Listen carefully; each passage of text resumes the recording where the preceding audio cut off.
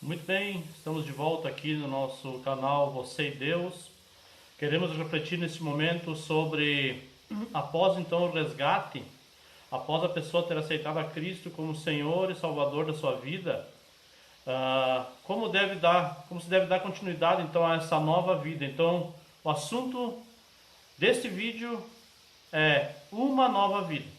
Para isso, o texto base está em 2 Coríntios, capítulo 5, versículo 17. Tá? 2 Coríntios, capítulo 5, versículo 17. Na versão que eu vou ler para você aqui, a versão nova, a versão transformadora, ela tá mais clara a versão. Ela diz o seguinte: logo, todo aquele que está em Cristo se tornou nova criação. A velha vida acabou e uma nova vida teve início. Então aqui nós vamos ver, nesse momento no vídeo, o que seria essa nova vida. Primeiro nós precisamos saber o que é, quais são os meios bíblicos para se obter essa nova vida. Tá? Nós vimos no vídeo anterior, do abismo ligado, o resgate do homem, que o homem não tem como se salvar, o homem não tem como se aproximar de Deus, não tem como ter aquela comunhão inicial que teve lá no início em Gênesis. Então, por causa do pecado, o homem foi afastado, ele foi expulso do paraíso e ele não encontra mais, então, uma maneira de se aproximar da árvore da vida e voltar a ter a vida eterna. Tá? Para isso, então, Deus providenciou Jesus. Jesus é a única solução. Mas quais são os meios para a gente poder chegar a essa nova vida? A Bíblia nos ensina dois meios, tá? Que os dois estão interligados. O primeiro deles é o arrependimento. Então, o que seria o arrependimento? É uma mudança de pensamento e de atitude em relação a Deus e a sua palavra.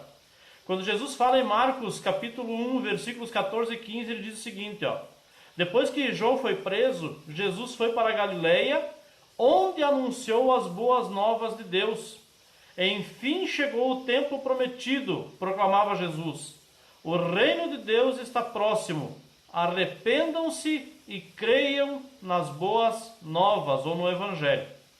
Então, o primeiro passo para que a pessoa possa ter essa nova vida, conforme 2 Coríntios 5,17, é arrepender-se. Arrepender-se não é sentir remorso.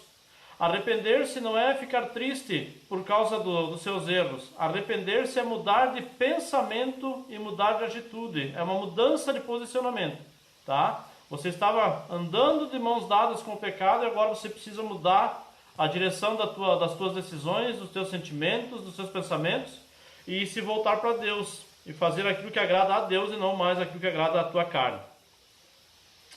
O segundo passo é a fé.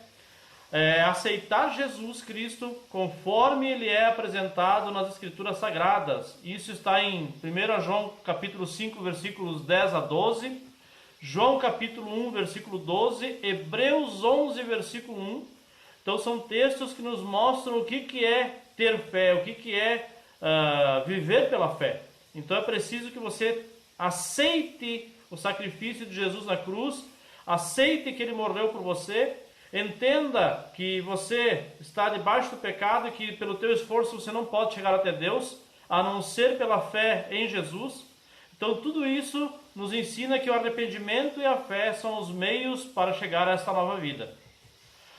Quais são os sinais da nova vida? É a pergunta que pode estar também aí tocando no teu coração, tocando nos seus pensamentos. Quais são os sinais desta nova vida?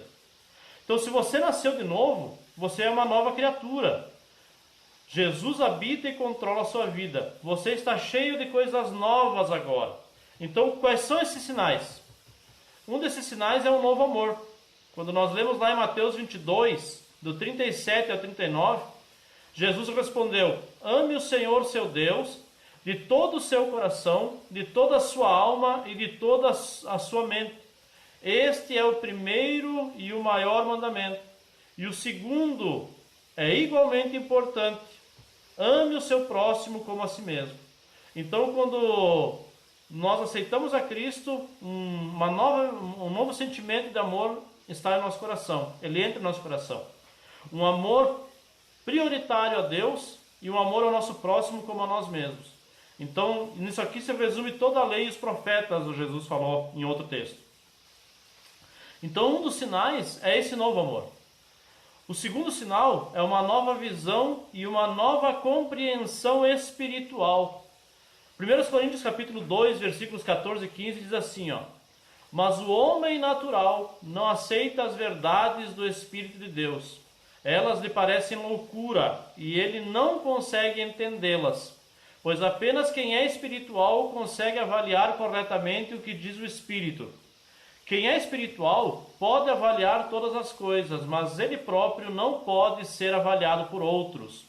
Então, quando nós temos Jesus em nossa vida, um dos sinais dessa nova vida é que nós passamos a avaliar as coisas ao nosso redor com uma visão espiritual, não mais com uma visão carnal, com uma visão humana, com uma visão materialista, mas sim com uma visão espiritual. Se Jesus estivesse aqui, o que ele pensaria? O que ele sente sobre essas coisas? Então, um dos sinais é uma nova visão de mundo e uma nova compreensão das coisas que não podem ser vistas e que se manifestam no mundo visível também.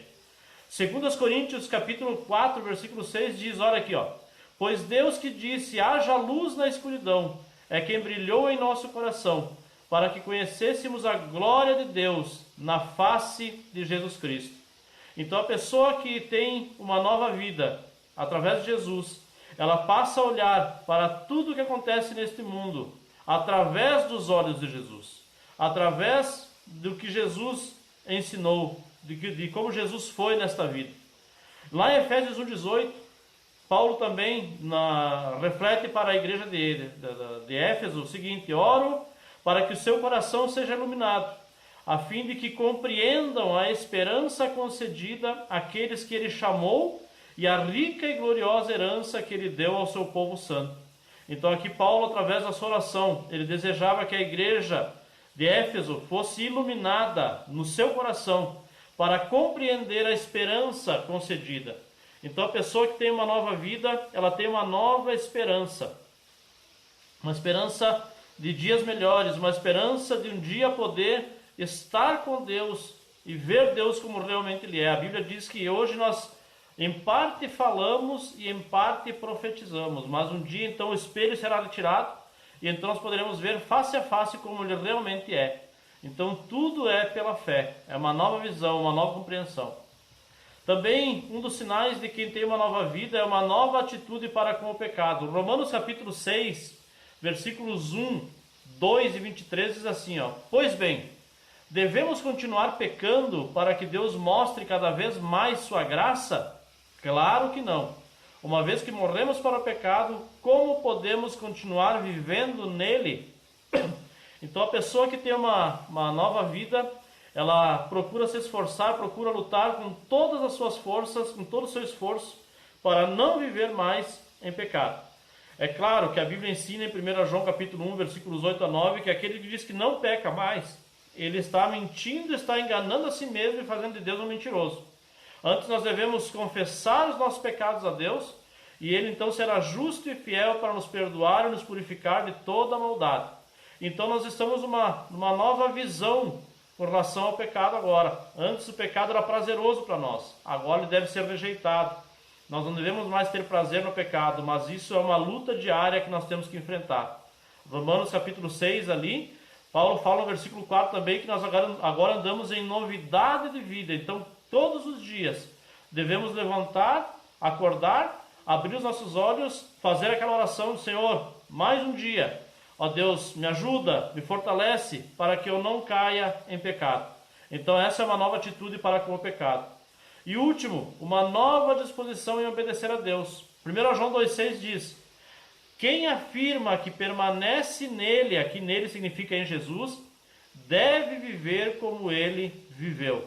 Então é uma nova disposição em obedecer a Deus. Nós devemos olhar para Jesus. Homem nenhum é exemplo ou modelo perfeito para que a gente possa nos guiar através dele, mas Jesus é. Jesus, a Bíblia diz em Hebreus que ele foi tentado em todas as coisas, mas não pecou. Então Jesus é o modelo, Jesus é o exemplo. Concluindo, ao aceitarmos Jesus como Senhor e Salvador de nossas vidas, mudamos de vida, ou seja, recebemos uma nova visão e uma nova compreensão espiritual sobre Deus e o seu mundo. Segundo, essa nova vida ou essa nova visão nos leva a mudarmos também a nossa conduta e obediência a Deus. Que essa palavra possa abençoar a tua vida e nos encontramos no próximo vídeo. Até lá!